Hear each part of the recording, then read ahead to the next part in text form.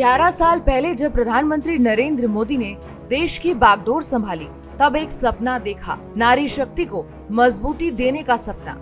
आज 2025 में जब हम पीछे मुड़कर देखते हैं तो साफ नजर आता है कि भारत की महिलाएं सिर्फ रसोई तक ही सीमित नहीं है, वो अंतरिक्ष तक पहुंच गई हैं। प्रधानमंत्री नरेंद्र मोदी को भारत की सत्ता संभाले 11 साल पूरे हो चुके हैं। इन 11 सालों में प्रधानमंत्री नरेंद्र मोदी ने देश के विकास के साथ साथ एक और सपना देखा था, वो था महिलाओं को सशक्त बनाना।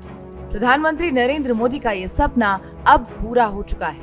इसका उदाहरण हाल ही में कर्नल सोफिया कुरैशी और विंग कमांडर व्योमिका सिंह है, क्योंकि भारत के इतिहास में ये पहली बार हुआ था जब किसी सैन्य ऑपरेशन की जानकारी महिलाओं ने दी हो।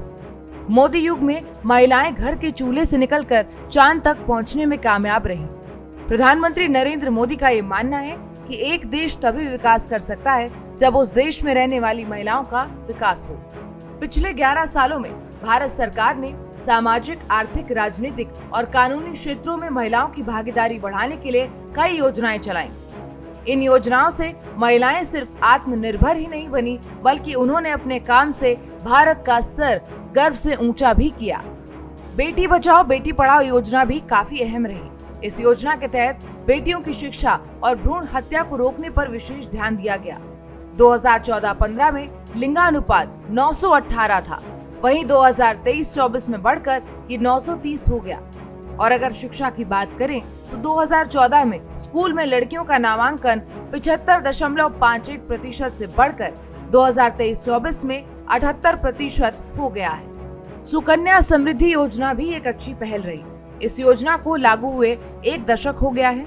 इसका उद्देश्य महिलाओं को वित्तीय रूप से सशक्त बनाना है। 2024 तक पूरे भारत में लड़कियों के 4.1 करोड़ से अधिक खाते खोले जा चुके हैं। कुछ साल पहले महिलाओं की रक्षा घर के पुरुष करते थे, लेकिन अब महिलाएं खुद ही नहीं बल्कि देश की भी रक्षा कर रही हैं। महिलाएं पुलिस, सशस्त्र बलों की वर्दी बहुत ही गर्व के साथ पहनती हैं और आज के दौर में लड़कियां सैनिक स्कूलों और राष्ट्रीय सुरक्षा अकादमी में दाखिला भी ले रही हैं, जो वास्तव में एक नए युग का प्रतीक है। जमीन पर ही नहीं बल्कि अंतरिक्ष पर भी महिलाएं भारत का नाम रोशन कर रही हैं। महिलाओं ने चंद्रयान 3 की सफलता में बहुत महत्वपूर्ण भूमिका निभाई।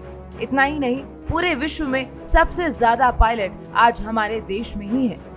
पंडित जवाहरलाल नेहरू की सरकार में एक भी महिला कैबिनेट मंत्री नहीं थी।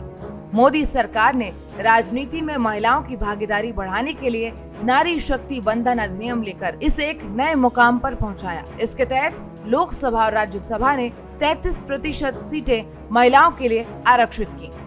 इसके अलावा भी मोदी सरकार ने महिलाओं के लिए कई कदम उठाए, जैसे ट्रिपल तलाक को खत्म करना, शादी की उम्र 18 से बढ़ाकर 21 करना, प्रस्तावित विवाह योग्य आयु 18 से बढ़ाकर 21 करने से युवा महिलाओं को विवाह से पहले शिक्षा और रोजगार प्राप्त करने का अधिकार मिलेगा।